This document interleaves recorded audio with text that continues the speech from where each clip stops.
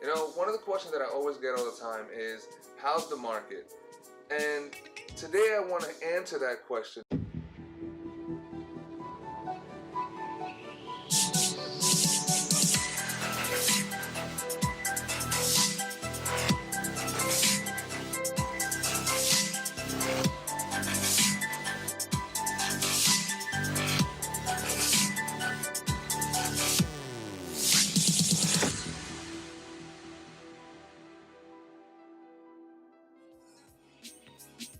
In episode 1, we're going to kick it off with how the market was in 2018 and what we can expect for 2019. Happy New Year, everyone! I hope 2018 was an exciting year for you, and I expect 2019 to be an even better one for you. Thank you for spending 5 to 10 minutes with me today. My name is Jonathan Cabrera, and I am your local real estate expert with Better Homes and Realty. You know, one of the questions that I always get all the time is, how's the market? And today I want to answer that question, but to better answer that question, I need you guys to understand that there are two separate markets.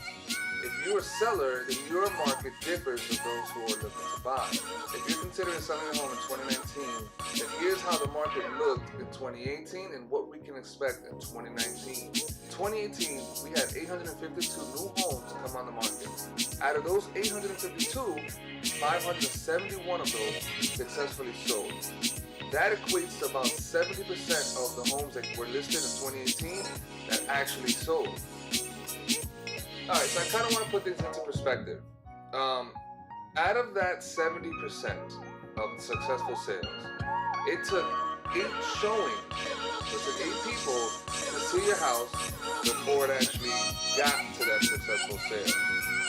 Out of those 8 showings, it took 28 showings. Now, I kind of want to make some sense of this. 28 showings before, well, it took 28 showings until you had your contract signed. Now, some of you may say, well, how does that make any sense? You had 8 showings, you had 28 showings before the contract signed. Let me explain. It took 8 people to go see the house. Out of those 8 people, let's say maybe 5 of them, or maybe all 8 of them, submitted an offer. Now, when they submit an offer, maybe those 8 people, or 5, whatever the case may be, decided, you know what, I want to go see that house again. I want to show my sisters, or my brothers, or the rest of the family members that couldn't make it. They might go see it again, you know, just to make sure that they're making the right decision and that the house is really what they want. So that's why it took 28 times, because those 8 people probably saw it again and again multiple times, and then in that 28 showing window is when that contract was actually signed.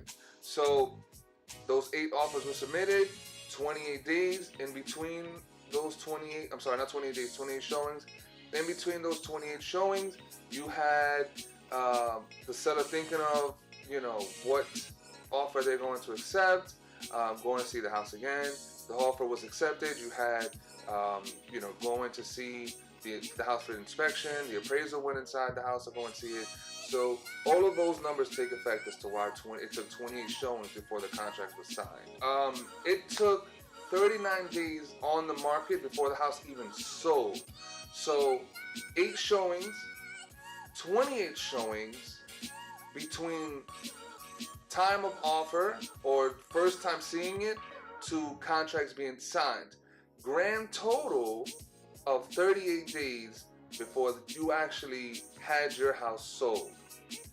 So now that we got those stats out of the way, let's talk appreciation, right? Because that's another question I always get, you know, how much is my house worth, things like that.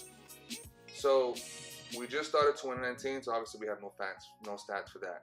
But compared to 2017, 2018, we saw about a 5% increase in appreciation. So for all of you that thought about selling and just said, oh, I'm going to wait, I'm going to wait, you lost out on 5% appreciation, and I'm sorry. However, I'm happy that you did, because 2019, we're also going to see about the same appreciation happen. So whatever your house was worth last year or yesterday, this year it's going to be worth a little bit more, because the buyer demand is still there. However, there's not enough inventory to what's the word I'm looking for? To meet the buyer demand. So with that, the appreciation is going to continue to stay on pace. I don't see it rising above the 5%. I see it kind of fluctuating between 4 and 5, really getting down to specifics of street, area, things like that, right? If we put Yonkers as a whole, it's about 4 to 5%, but it can vary based on the street and specifically where your house is located. So if you didn't sell last year and you thought about it and was on the fence, this year I encourage you to get off of that fence, reach out to me, and let's discuss what we can sell your house for and how quickly we can sell it. So now let's discuss the buyer's market, right? We got the seller's market out of the way, and I'll recap on that towards the end.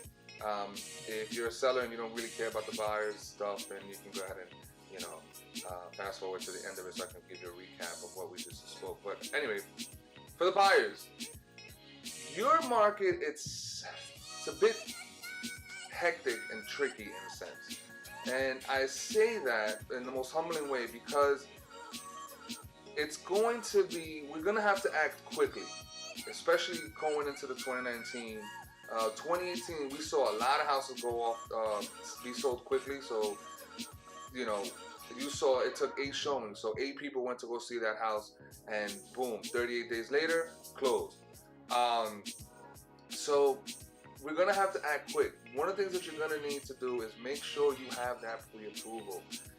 It's important for you guys to have that because when you go see that house, if you love the house, if you like everything about it, if you see yourself there, if you see the family growing, right then and there with that pre-approval, I can go ahead and make that offer for you right then and there, no questions asked. But if you don't have that, then it slows down the process, which makes things a lot harder because now you can potentially lose that place that you love because you're ultimately not ready. Also, I want to discuss your interest rates.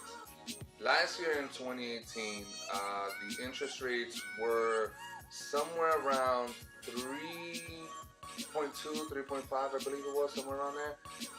And as the year went on, the interest rates continued to rise to now being somewhere between 4.5% and 5%. Like it's somewhere in between there. And we can really expect moving forward 2019 for it to continue to rise. I don't see it going past 5%. However, it can. All right, so just to recap, seller's market, right? If you're considering selling your house, we had quick days on the market. 38 days the house was on the market before it actually closed. We saw appreciation rise, so there were 5%, and we see it continue going in that 5% appreciation rate. And we still have low inventory, which means if you decide to list your house in that immediate area, you may be the only one, so a buyer may not have no other choice but to actually make an offer on your house.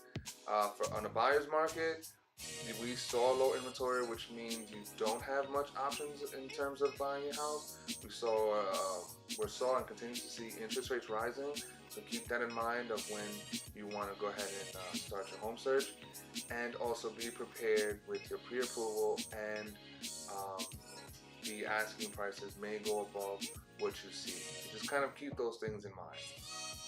Hey everyone, thank you for spending that time with me. I hope you enjoyed that video.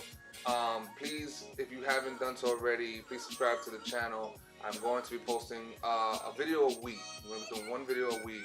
Make sure you follow me on my social media channels as well, because I will be doing some live Q&As and just having conversations with people who follow me. If you like this video, please comment below. Let me know what your thoughts were. I'd love to hear your feedback, whether the video was too long, too short, not enough information. I'd love to hear that feedback just so I can make better ones for you on the next one. Thank you guys for spending this time. Hope you liked it. Give it a thumbs up if you did, and I'll see you next time.